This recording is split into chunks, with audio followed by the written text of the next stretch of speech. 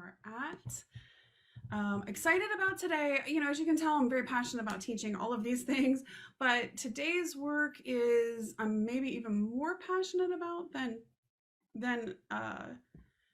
well, no, I'm passionate about all of it, but that's okay. But I am very passionate about today's work because one of the most critical things that we must understand to be able to manifest our dream life is to truly be able to claim our personal mental power from everything and everyone that we've sort of been told or experienced.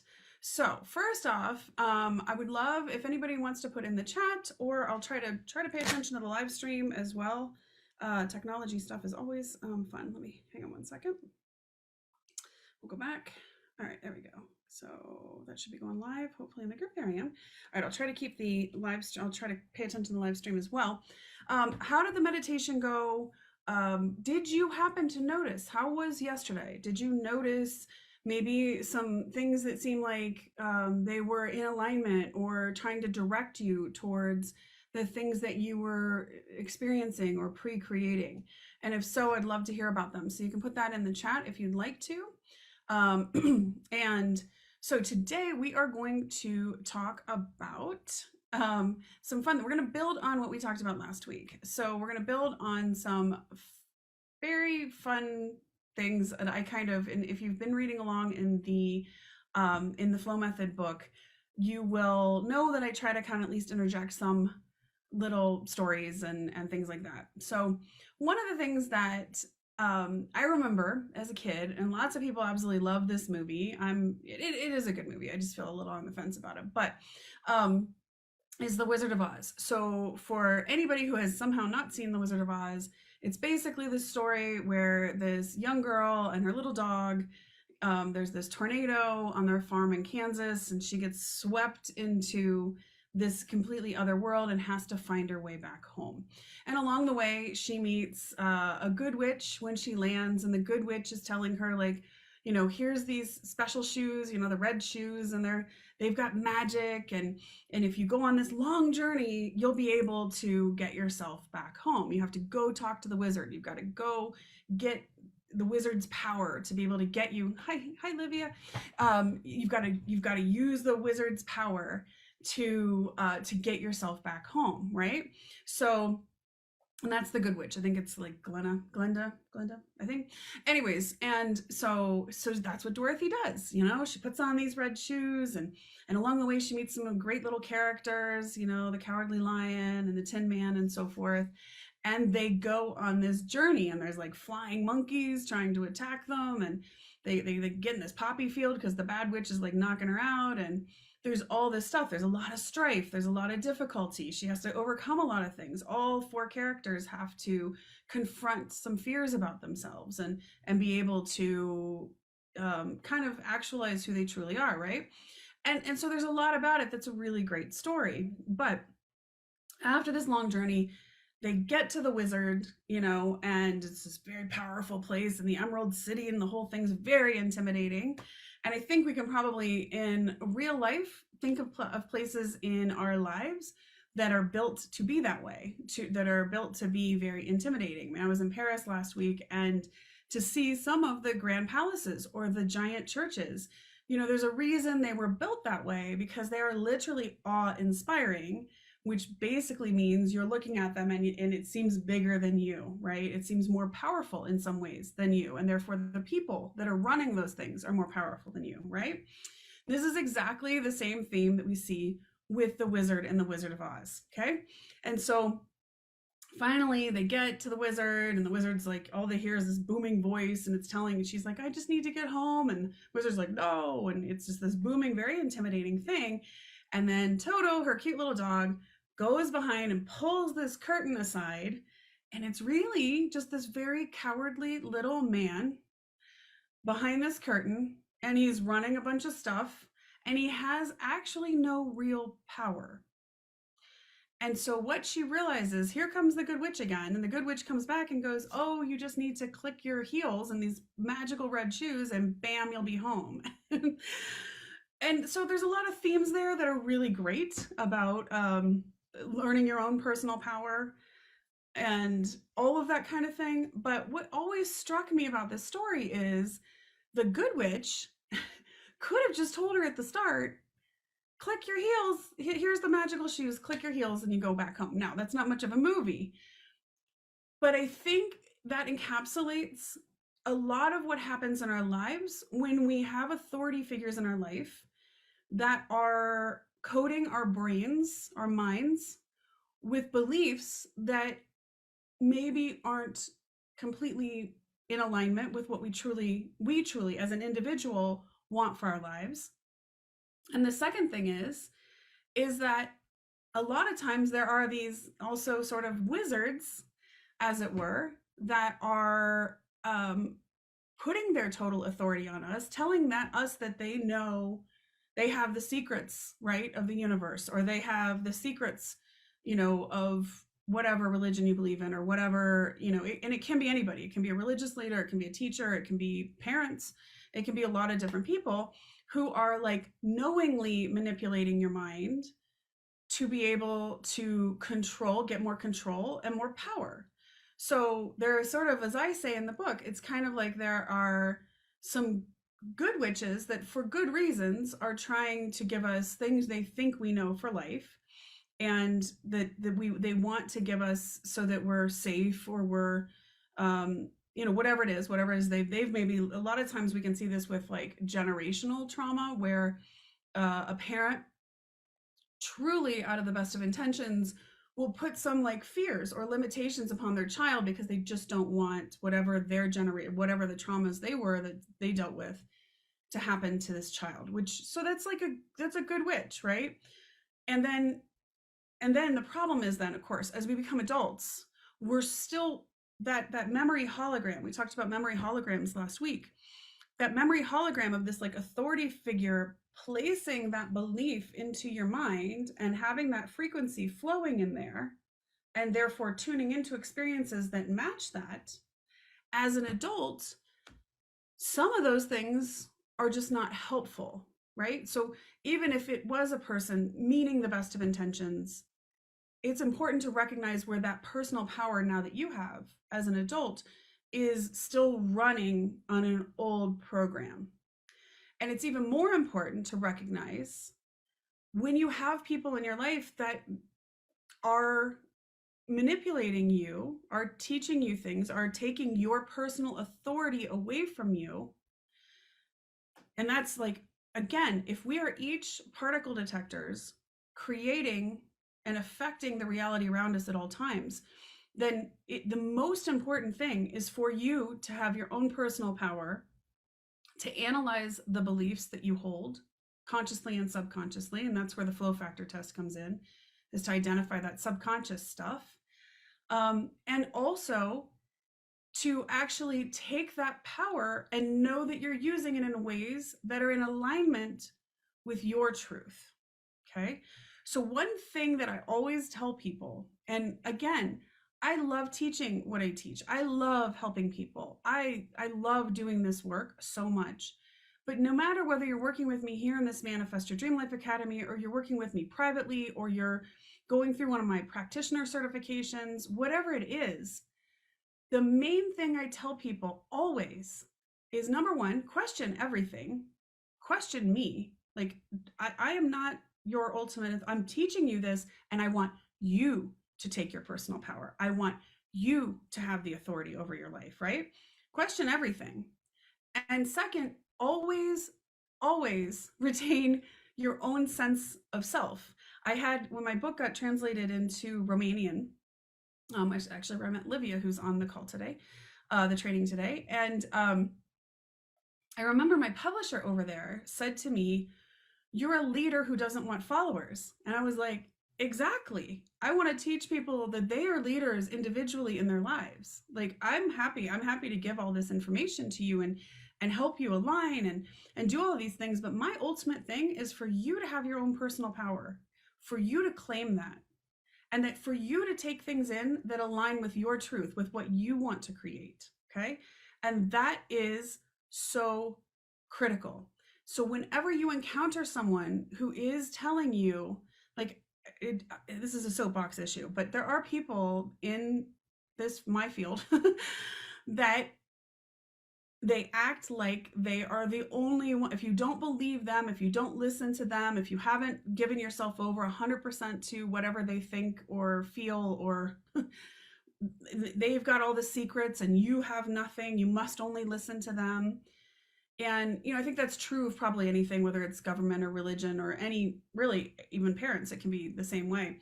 But I see this all the time in this field of either manifestation or self-help or personal empowerment or healing. And it's really a problem because it is people that are manipulating people who trust them in such a way to get more power. Because if anybody's ever, like, I'm just going to say this, if anybody's ever telling you, I'm the only one with the information and you must believe everything I'm telling you or you're lost, run. That is not someone to, no, don't, out.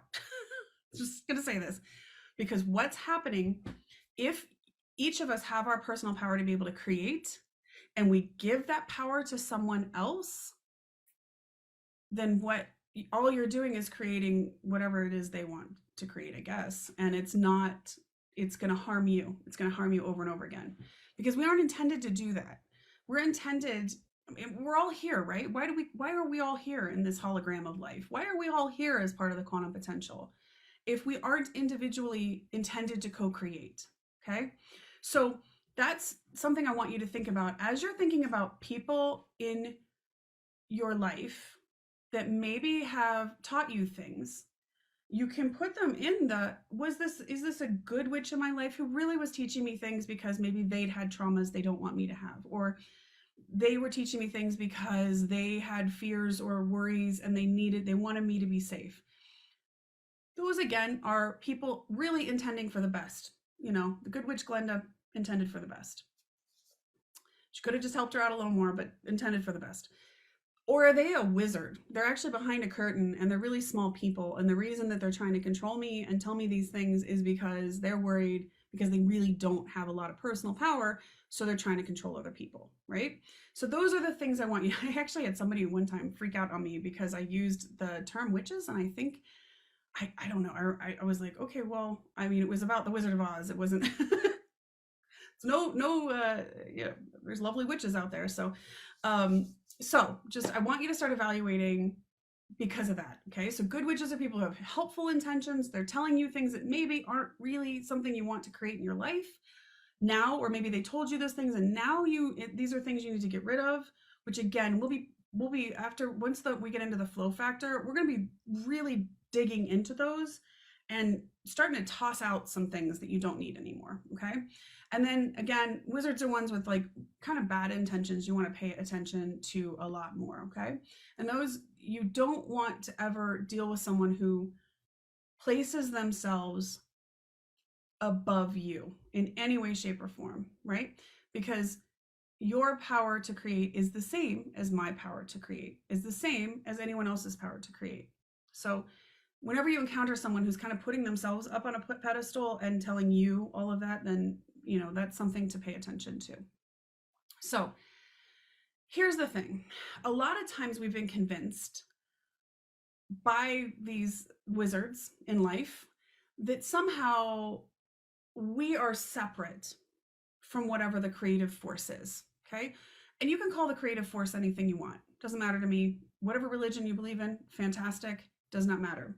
You can take that religion and use this information along with that. Okay. So we've been taught a lot, many, many times, I think for a very long time, that there's like, in the Christian tradition, it's like a guy in the sky that's up there, and we're separate. We're separate from that creative force. And again, so to take away any, I guess, feeling about that or program stuff about that, I'm just going to call it the source. Okay. So it could be God, it can be Allah, it could be whatever you call your creative, the universe, goddess, whatever. I'm going to call it the source. So we've been taught we're separate from it. However, as we learned last week, right, there's this giant quantum potential hologram, And we're each flowing waves within that ocean of creative energy. Okay. So if that's the case, we can't actually be separate from the creative force because we are inherently part of the creative force. It's the same thing I talked about last week, where it's like if you're standing in the ocean, you can't lift one wave out of the ocean, right? Every wave, no matter how big or small, is connected inherently to every other wave. So, because of that, when we talk about quantum potential, right, has all of the wave information, the frequency information to pull up any experience of life that we could possibly imagine. That's how everything's popping into being around us. That wave information is, and it comes up. It's coded and then it pops up, right? And it's popping up based upon the frequency of the collective of all of us, all of the frequencies we're putting out, and our individual frequencies, okay? So that means, though, you can't be separate from the creative force. You literally can't, it's literally scientifically impossible for us to be separate from that which we are part of, okay? And we talked about the fact that there is that quantum potential that's a big flowing hologram. And then we talked about how with a holographic thing, if you cut it, let's say we cut it into 1 billion pieces for all the people, each person on Earth would have one basically in their mind and have all the wave information to pull up any experience of life in your mind, then that means that you contain the entirety of the quantum potential inside you, that there's this flowing hologram in your mind that literally contains everything. So you are one with the creative force. You are one with the source. You are not separate. You are acting with. So you may have heard people like maybe Wayne Dyer or Deepak Chopra talk about the idea of co-creation. And that's, from a scientific perspective, that's what they meant. That literally we each are a part of the source. We are each contain the source within us. And we also have free will, which free will is how we each interact with, the choices we make to interact with that piece of flowing hologram of the quantum potential within us, okay? Does that make sense? I know this is like kind of a big concept and it's a little bit abstract. Hopefully that makes sense to everybody. And it's actually really a cool thing to know that you are in a never-ending partnership to co-create with Source, and that Source essentially wants you interacting with life in a way that's empowered, in a way that's in alignment with what you desire, okay? And the awesome thing is this source power that's within you is allowing you to create new moments in alignment with what you want, what you believe, and what you expect in that moment in time. And as always, when we continue to program in these new beliefs, these expectations within our minds, then it becomes an automatic interaction with quantum potential, with the creative force, to be able to tune into the experiences that align with those feelings and thoughts, okay? So like when we were over in Paris, all of us, our expectations were that it was going to be an absolutely wonderful trip. We had set those expectations a long time ago, that we were going to meet amazing people, that we were going to just have wonderful experiences as a family.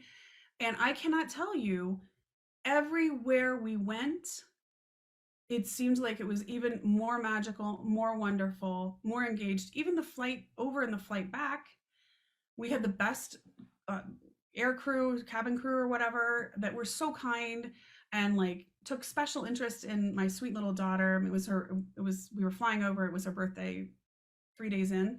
And so they like signed this whole card from like the pilots too.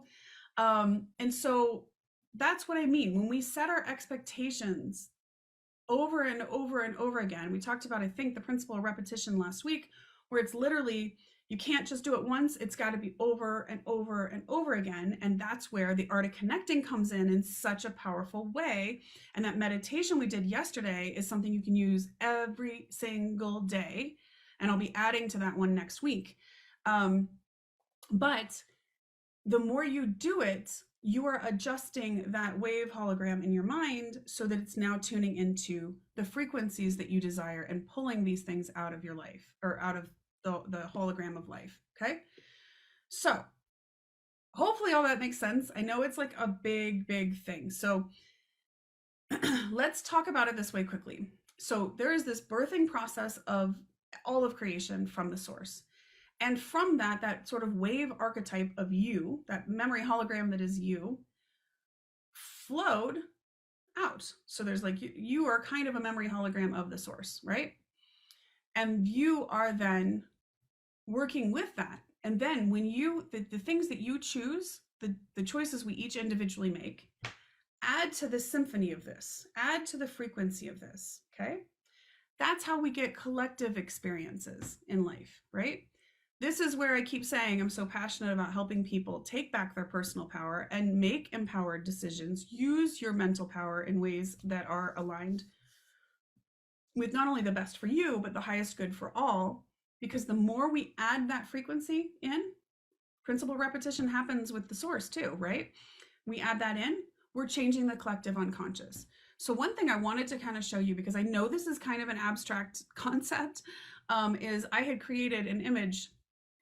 Let me see if I can I think I can share that. Yeah, I'm going to share this and just kind of show you. Let's see if I can do that. Okay, so this is an image I created for when I was in, presented at the Science of Consciousness conference with the University of Tucson, Arizona. Anyways, the most important thing is I just want to kind of show you how this interaction works. So I'm a visual person, so this kind of helps. So you can see here, there's your individual consciousness and experience. That's like the flowing you hologram of your mental power.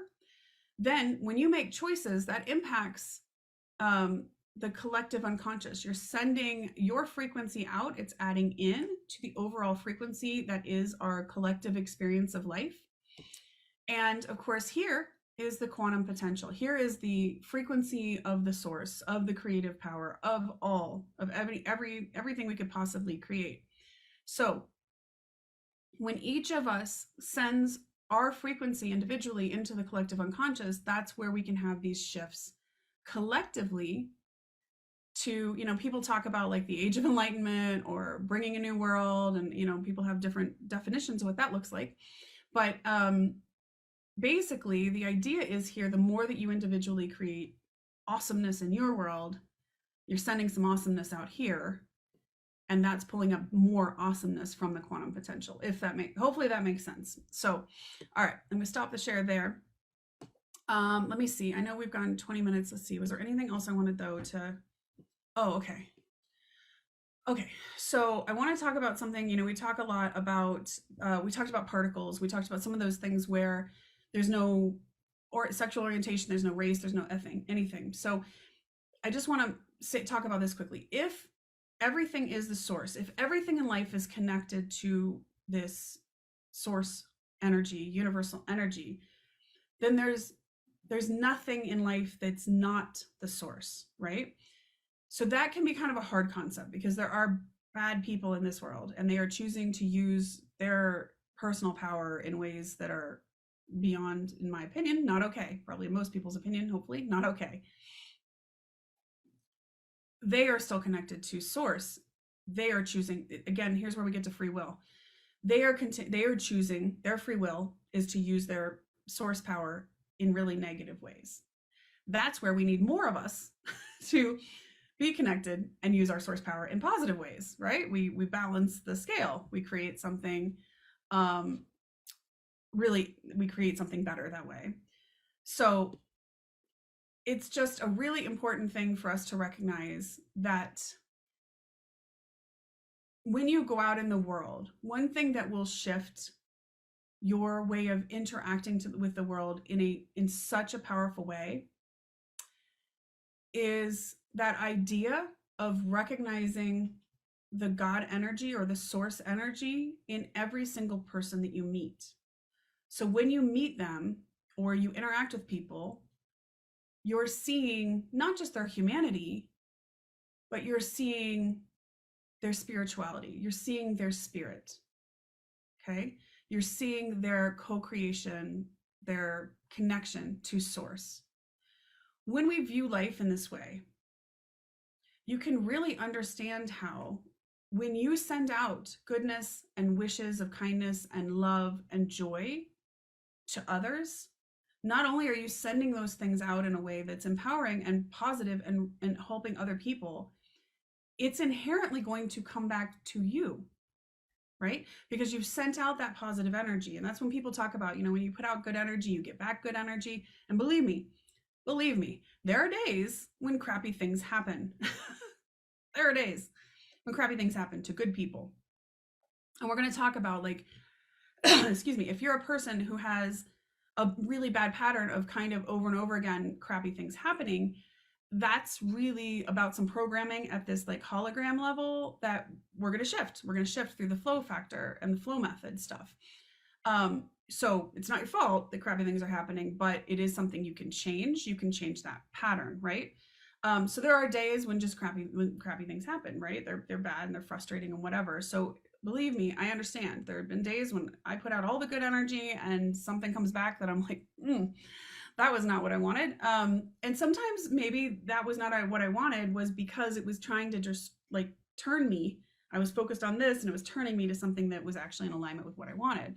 So the idea is then, as you go out today, I want you to do three things. Anybody likes Monty Python? It's the Spanish Inquisition. 3 things. 1, I want you to absolutely say to yourself, I am powerful. Claim your co-creative power. You can say, I am now co-creating all moments with the source. I am powerful. 2, I want you to pay attention to your own connection to the source. I want you to build on what we did yesterday with the art of connecting. I want you to notice and pay attention to and maybe write down. I would love to hear about these. I don't expect Spanish. Thank you, Rachel. So I'm a big fan of Monty Python. I have a very, very silly sense of humor. Anyways, so I want you to pay attention to, as you go out, how are things pulling up from the source that are now starting to be more in alignment with what you desire? Okay. And when you're seeing things pulling up from the source that are not things that are in alignment with what you desire, if you're having experiences that are crappy, literally you can literally say to yourself, okay, is this me being redirected to something else? Or is this an unconscious belief that is tuning into this bad experience right now? Okay. So bringing your awareness to, first, your own personal power to create, to, second, what is being created around you and whether or not it seems like you're being redirected by this experience. And you can literally ask that and trust your intuition, you guys. Your intuition is the way that your personal piece of the quantum potential talks to you. That's all I can say. The more I trust my intuition, the stronger I am. The better I am as a healer, the better I am as a teacher, the better I am as a person. So we'll be talking like in station 6, it's a lot about our intuition and growing our mental intuition. If you guys are interested in more of that, like growing your mental intuition, let me know and I can add a little bit more of that as well into this. So that's the second thing, paying attention to how things are happening in your life and literally asking, am I being redirected? Is this experience happening because I'm being redirected? Or is this experience happening because it's trying to show me an unconscious belief that I'm running on right now that's tuning me into this, okay? And thirdly, I want you, as you go out today, to send kindness and love out to the people that you see, the people you interact with. And literally you can say, I send all the love in my heart out to you, and I see that love coming back to me, okay? I send goodness and joy out to you, and I see that goodness and joy coming back to me. I send, I wish only good for you, and I see only good coming back to me. Okay. So, what we're doing in that particular moment is literally choosing to use your co creative power to affect not only the energy you're sending out to the collective unconscious, but also the energy that comes back. And I think I got a question. When we have an expectation, we create it. If this does not happen, I will feel bad and sad. Oh, for me, it's not clear. When you have an expectation or you create it and it did not happen, I'll feel bad and sad. Okay, that's a great question, Livia. So yeah, you might. Yeah. And a lot of times we will feel bad and sad when something doesn't come to fruition in the way that we wanted it to. Here's the thing. Here's what I want you to evaluate. If you have something happen that an expectation doesn't come to fruition in the way that you desired, it's important to evaluate, have you been doing the work to reprogram the unconscious thinking? Have you been really, truly doing the work to reprogram your unconscious thinking? If you have, it may be that an experience is being moved out of the way for you. It may be like, this is not for you, right? And I think I mentioned it before. I mean, I think I went through four or five failed adoptions on the path to being matched with our amazing little daughter, who is at a soul level I couldn't have asked for. I mean, we were literally connected at a soul level. So in those 4 or 5 experiences, I'm not going to say that I wasn't sad. I was very sad. There were moments where there were a couple of things that fell through that I was sick about. And it was hard in those moments to understand what is going on. You know, is it my beliefs? Is there something going on? But I knew in my heart of hearts that the right child was going to come to us. And I continued that expectation over and over and over again. And I worked on my future journaling, and I got up in the morning and I worked on my art of connecting to the right child. And at the end of the day, the experiences that did not happen because they weren't the right ones. I was being led. My husband and I were being led to our amazing, wonderful, perfect little daughter, okay? The one that was meant for us. Had any of those other experiences happened, we wouldn't have her now, right? So it's okay to feel bad and sad. In fact, you should express that, because if you hold that in, when things aren't happening in the way you want them to, and you hold that in and you try to that's where toxic positivity comes in, and that is a no-go for me. We are human. We are intended to feel all the emotions out there. And one of my probably most quoted things is, when you bring awareness to emotions, you bring power to your life. And so that one right there, it's okay. You should feel sad. You can feel bad. You can feel disappointed. I am not going to say I didn't feel disappointed, sad, worried that things weren't going the right way when adoptions fell through. I'm not going to say that, because I did. And I cried. And there were hard days where I was like, what is going on? Seriously. It's okay. And you should grieve when something isn't going well. You got to get it out. Or if you're mad, get it out. Express it. Be okay with the fact you're mad, but don't get lost in it. Okay. So one of the things I see that happens sometimes is people get lost in anger, in disappointment, in grief, and they stay stuck. It's when we stay stuck and we're not really expressing it with the intention of, okay, I'm going to heal and move forward. That's when you're going to keep having the negative, like you're not going to align with the expectations, because you're staying stuck in, this isn't happening, I'm disappointed, I'm angry, this isn't happening, I'm sad, this isn't happening. And that frequency right there, how would you align with the right things? Because you're just literally saying, this isn't happening, I'm upset, this isn't happening, over and over and over again, right? So that's where it's okay, be sad about it. And then what you want to do is double down. You then, okay, I'm going back to my art of connecting. I'm going back to my future journaling. I'm going to go back to, when we go into the flow method stuff, and each of you will have your personalized transformation plans. I'm going to go back to making sure that I'm doing my practices and my exercises and the ways that work with me. I'm going to go back to, realigning myself with looking for and expecting this to come into a fruition. Now, again, to be very clear, once again, that does not mean toxic positivity. You are allowed to feel bad and sad in difficult moments. You not only are allowed, you actually should. Okay.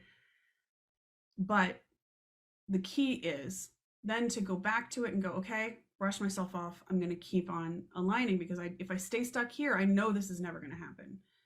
If I move here, I know that I'm realigning. I know I'm taking my personal power in a positive way.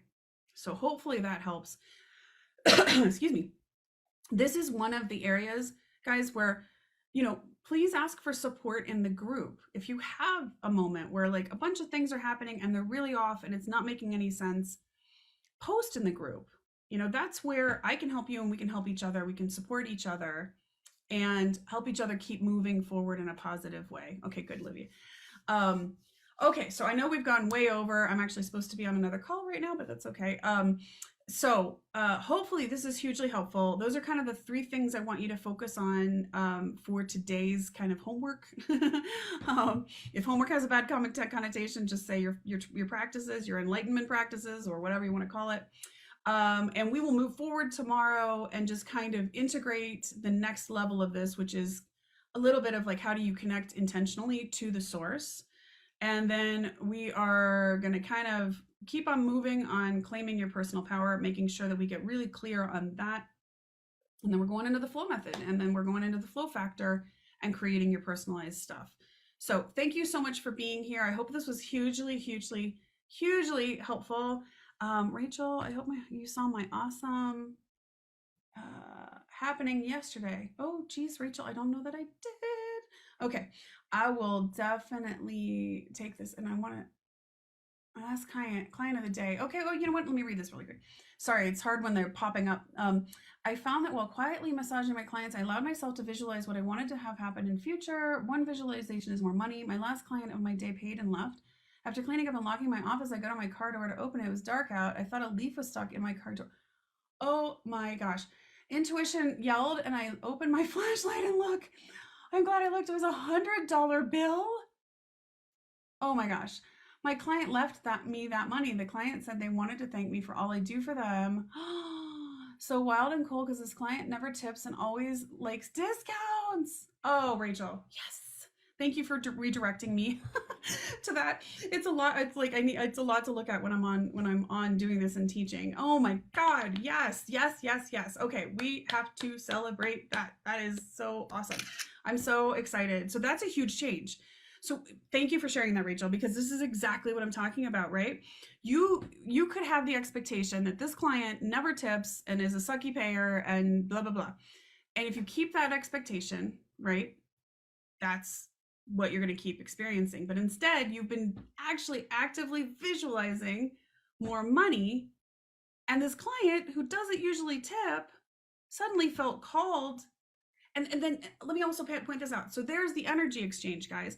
We get super hung up on like money in our culture. I'm sure all cultures. We get so hung up on money. All money is an energy exchange. And we'll work on a bunch of that and why we need to kind of clear out any money gunk we have, because there's so many, oh my God, there's so many things that are attached to money. But that's a perfect example of that money representing the energetic exchange of appreciation for what Rachel does. And you accepted it. You accepted that appreciation. And that's such a key. That's fantastic. Thank you, Rachel, so much for sharing that. I'm so excited for you and so proud of you. I know you've been consistently applying this, so way to go. I'm really, really, really pleased with that. Thank you so much for sharing it. Thank you guys so much for being here. I'm gonna, oopsies, I just did something weird. Wait, one new message. Let me go down here. Oh yeah. So thank you guys so much for being here. Do those 3 things today. Tomorrow we'll keep on trucking on this and adding in a little bit more of the connection to the source energy, and then